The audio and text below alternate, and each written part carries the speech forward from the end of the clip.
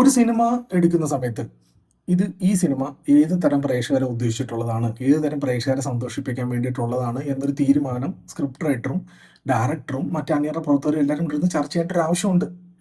ഇല്ലെങ്കിൽ ഇതായിരിക്കും അവസ്ഥ. നീരജ് മാധവാണ് പ്രധാന കഥാപാത്രമായിട്ട് വന്നിരിക്കുന്നത്. അൽതാഫ് സലീം പ്ലൂട്ടോ എന്ന് പറഞ്ഞൊരു ഏലിയൻ കഥാപാത്രമായിട്ട് വരുന്നുണ്ട്. ഹർഷ ബൈജു ആണ് നായികയായിട്ട് വരുന്നത്. ഇതിൽ നീരജ് മാധവന്റെ റോള്, അതായത് നീരജ് മാധവന്റെ കഥാപാത്രം കണ്ടപ്പോൾ എനിക്ക് തോന്നിയത് നീരജ് മാധവന്റെ ആൽബം സോങ്സ് ഉണ്ടല്ലോ, അതിന്റെ ഒരു എക്സ്റ്റൻഡ് വേർഷനായിട്ടാണ് തോന്നിയിരിക്കുന്നത്. പുള്ളി അതേ ഒരു മാനറിസം പിടിച്ചാണ് പോയിരിക്കുന്നത്. നിങ്ങളുടെ റാപ്പും പരിപാടികളൊക്കെ നമുക്ക് ഇഷ്ടമാണ്, മലയാളികൾ എല്ലാവർക്കും ഇഷ്ടമാണ്. പക്ഷെ നമ്മൾ ആൽബത്തിൽ കണ്ടോളാം, ഒരു കഥാപാത്രമായിട്ട് വരുമ്പോഴെങ്കിലും കുറച്ച് വ്യത്യസ്തത കൊണ്ടുവരേണ്ടതല്ലേ? കാര്യം പുള്ളിക്ക് മലയാളത്തിൽ അധികം സിനിമകളില്ല, പുള്ളിക്ക് ഇവിടെ ഒരു സ്കോപ്പ് കുറവാണ്.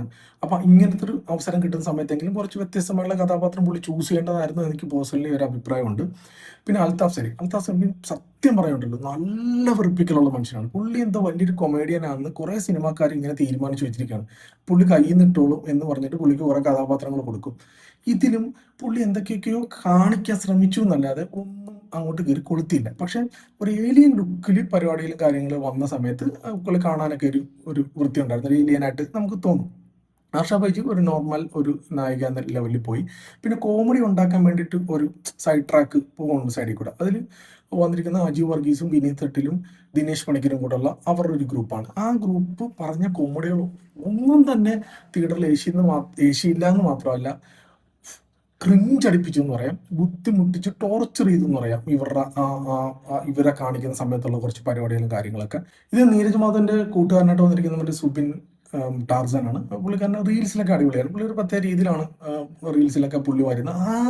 ആ ആ കഥാപാത്രത്തെ അല്ലെങ്കിൽ ആ പുള്ളി സ്ഥിരമായിട്ട് കാണിച്ചിരിക്കുന്ന ആ റോളും ആ രീതികളും ഈ സിനിമയിലേക്ക് പറിച്ചു വെച്ചിട്ട് പുള്ളിനെ കൊണ്ട് കുറച്ച് തമാശ പറയടാ എന്ന രീതിയിൽ പുള്ളിനെ കയറൂരി വിട്ടിരിക്കുകയാണ്.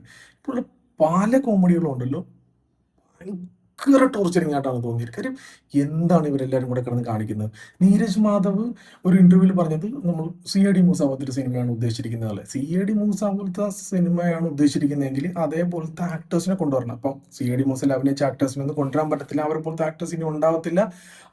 അതേപോലത്തെ ഒരു ഗ്രൂപ്പും അതേപോലത്തെ പരിപാടികളും ഒന്നും ഇനി ഉണ്ടാവും എന്നുള്ളൊരു സംശയമുണ്ട്. പക്ഷെ എന്നാലും കഥയിലും സ്ക്രിപ്റ്റിലും ഒക്കെ കുറച്ചുകൂടി വർക്ക് ചെയ്ത് തമാശകൾ ഉണ്ടാക്കിയാൽ മാത്രമേ കഥാപാത്രങ്ങൾക്ക് എന്തെങ്കിലുമൊക്കെ തമാശകൾ സിനിമയിൽ കാണിക്കാൻ പറ്റത്തുള്ളൂ. അല്ലെങ്കിൽ അതേപോലത്തെ ആളുകളെ കൊണ്ടുവരണം. അല്ലാതെ റീൽസിലും അവിടെ ഇവിടെയും കോമഡി കാണിക്കുന്നത് പ്രേക്ഷകർക്ക് ഇഷ്ടമാണ്, അതുകൊണ്ട് അവർ അതേപോലെ തന്നെ ഇതിനകത്ത് പറിച്ചു നട്ടോണമെന്ന് പറഞ്ഞാൽ സിനിമ കണ്ടിരിക്കുന്ന പ്രേക്ഷകർക്ക് നല്ല ബുദ്ധിമുട്ടുണ്ടാവും. ഫസ്റ്റ് ഹാഫിൽ എന്ന് പറഞ്ഞാൽ ഡീറ്റെയിലിങ്ങും ക്യാരക്ടർ എസ്റ്റാബ്ലിഷ്മെന്റും പരിപാടികളും കാര്യങ്ങളായിട്ട് ഒന്നുമില്ലാതെ കുറേ ക്രിഞ്ചൻ തമാശകളും പരിപാടികളുമായിട്ട് മുമ്പോട്ട് പോയി.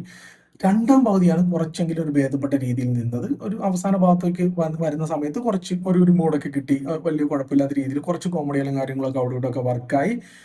ക്ലൈമാക്സും വലിയ കുഴപ്പമില്ലാത്ത രീതിയിലൊരു ക്ലൈമാക്സ് ഒക്കെ ആയിട്ട് പടം നിർത്തി എന്നല്ലാതെ എനിക്ക് പേഴ്സണലി സിനിമ കണക്റ്റ് ആയില്ല. അപ്പം നിങ്ങളത് കണ്ടു നോക്ക്, കണ്ടിട്ട് നിങ്ങളുടെ അഭിപ്രായങ്ങൾ പറയാം. അപ്പോൾ ഓക്കെ.